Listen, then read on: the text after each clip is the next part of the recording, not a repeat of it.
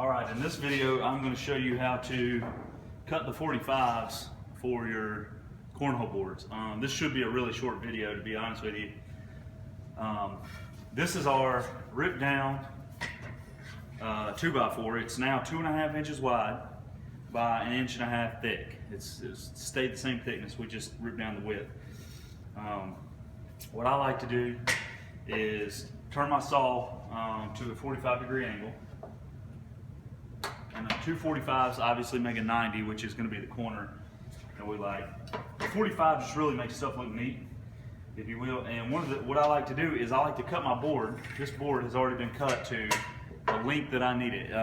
The cornhole boards are 48 inches long. They're actually 47 and 15/16. And what I did was cut this 48, which is a 1/16 long. But whenever you do cut it a 1/16 long, that gives a little bit of space for the saw blade to take out some material. Once I turn this to a 45, I'm going to get the edge. I'm going to come up here, and all I'm going to do is cut a 45 to this corner. I barely just want to take off the edge of this corner. I'm right there on my corner. And as you can see, we'll throw that piece away. We've got a 45-degree angle to our corner. The next 45, I know this is probably hard to fit in the entire video, but if this piece was sitting like this, if you would take it and just spin it like this, keep the same side that was facing the fence, and come to this corner right here, and cut that. Now, if you get your 45s going the wrong way, if you get both your 45s going this way, or both your 45s going this way, you're gonna have the wrong thing. You gotta have one 45 coming in and the other 45 coming in like this. So if you'll flip it the way I just showed you, come right here to this corner and take off as little amount as possible, all the way just right there to the corner.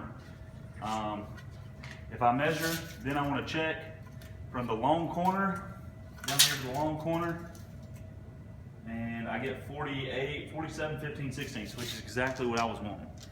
So add maybe a 1/16 to your measurement, maybe even an 1/8 if you have to, because you can always shave some off. And cut your 45, spin it like so, cut your other 45 to the corner, and that's it. You do that too.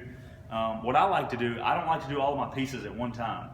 If you do all of your pieces at one time and something happens to get out of whack down there, one of your pieces or maybe two of your pieces are going to be out of a little bit too short.